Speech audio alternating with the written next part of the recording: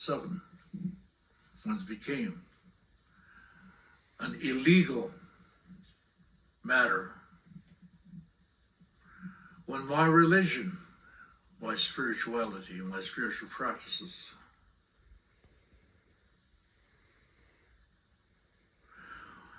and I am telling you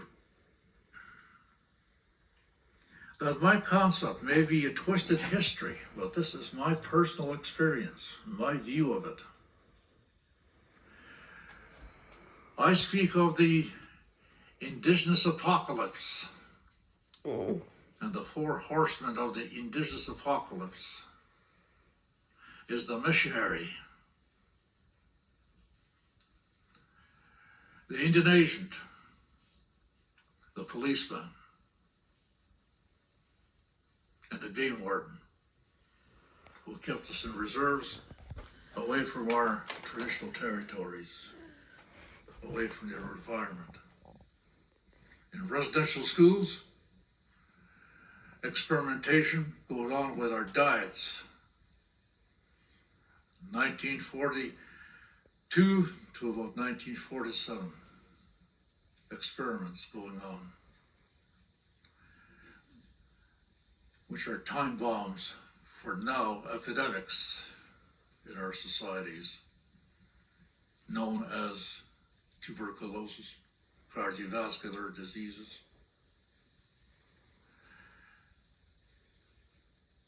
But look, ladies and gentlemen, leadership just is what we have here. Phil Fontaine and the team, that he humbled me by asking me to advise on a spiritual basis in our traditions. And then from there, with the 5 elements, grew Truth and Reconciliation Commission, of which my brother Wilton Littlechild is a stellar member. And those have worldwide ramifications because we now see New Zealand, Australia, also researching the issue of what happened in residential schools. I say these from the point of view of the difficulty of trying to face reconciliation, but I'm not in a position to make any accusations to the current members of the clergy. For I know now clearly it was not God that did that to me. It was the clergy.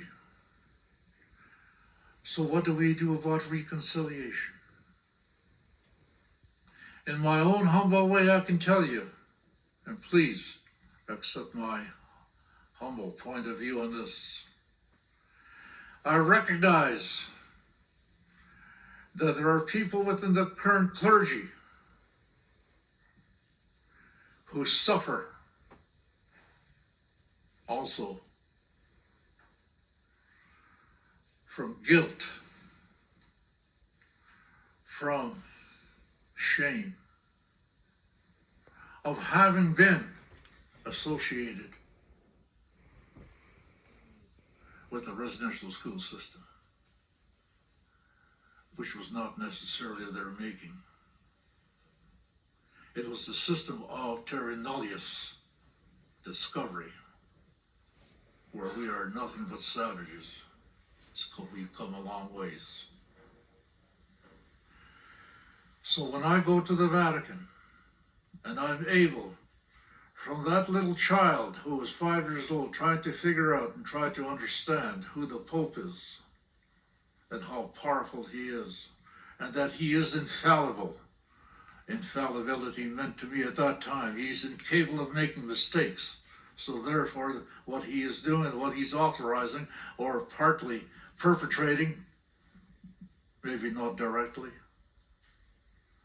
that must be the truth. To my realization, it is not. So we have to face that. But the bright side of it is we have people, such as my friends over here to the left, who work very hard to make this delegation possible, could come to the Vatican and visit with His Holiness and face the facts as we see them, which will turn out, hopefully, into truth and ultimately to reconciliation. So what did we do as persons to try and live up to a different way? My brother Phil Fontaine and I adopted an archbishop. We love him, he loves us. He's in Regina, retired now. I won't name him out of respect because he has a story as well, a beautiful story, but that's his story. It's a beautiful story, I assure you. I love this man. But when I have the opportunity to come and visit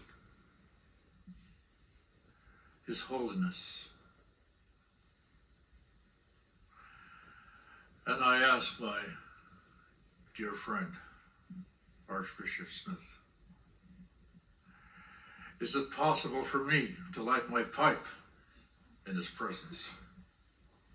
I know I don't need permission to do my own spirituality, but out of respect for the premises in which I'm in, I ask. If it's part of your invocation, yes. Here you see, gentlemen, what was cast asunder as ways of the devil, this born-again pagan, holding a pipe, a sacred pipe. And I go to the Pope, and I raise my pipe in the four directions, do my invocations, and then I go to him and touch him on the head, touch him on the shoulder, touch him in the heart, touch him on his other shoulder, and whisper to him as I kiss him on the forehead, I love you. I love you too. That is an honorable experience, to be able to tell another human being that you love that man. And then I sit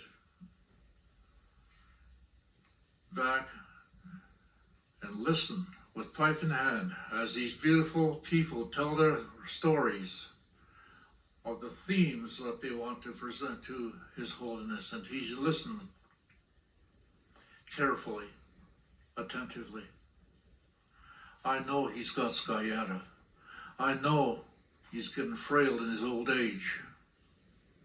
And I know what that's like. But here he is, the head of the church, who was anointed My hand's getting tired. to succeed. The anointment of Jesus Christ that I read about as a child, being a holy person, telling him, upon this rock I will build my church. That is an honor.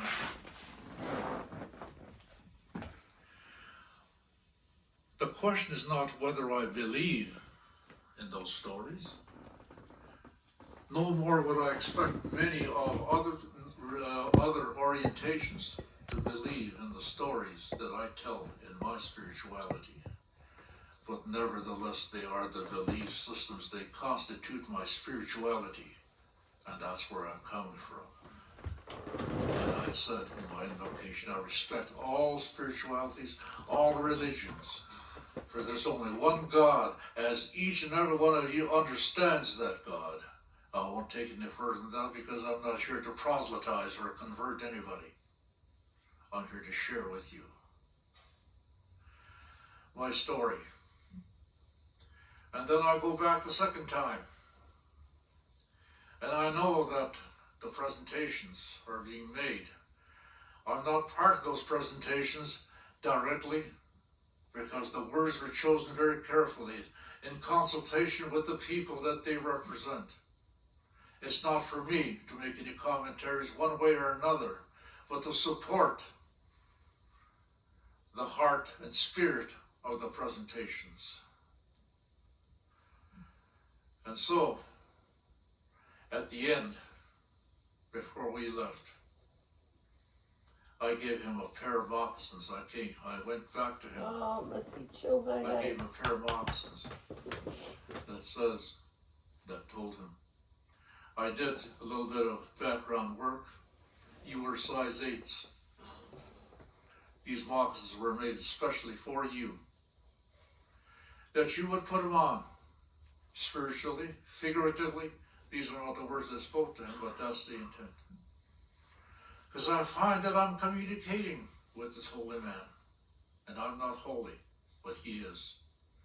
But somehow I'm communicating with him. How is that?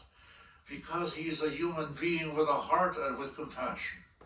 I Masicho. can communicate with that because I am a very humble, not as a virtuous person, but rather a person of very humble creation in nature. Oh, I'm Masicho. And I Fred did these Kelly. moccasins made out of moose hide, beautiful beads, and invite him, walk with us, and may the Creator and the Great Spirit and God, as we each understand, allow us to walk together in action towards reconciliation and healing. The spirit and intent I told you at my beginning, to us, the written word is one thing. To us, the spirit and intent is the true sentiment of the message that we are conveying as oral people that we are. And what that means, if you're looking for any nuances, they are very clear. And it does not need any academic credentials to understand that that is an invitation, because I also told him, and I told others, who kind of chuckled at this idea, that when I do this kind of a ceremony, we do it in the form of a feast. That's part of the way we do our spirituality. We feast. The ceremony. That is an invitation. To come to Turtle Island, a feast awaits you, Olive. And there, with the moccasins, if you so wear them, you may wear them figuratively, but you will be walking back on Turtle Island, whence you also came from. Those are the messages I'm conveying spiritually. And I also gave him a white feather. And that white feather, I gave him a spiritual name from our spiritual traditions. I told him in my language, you are now known as White Feather.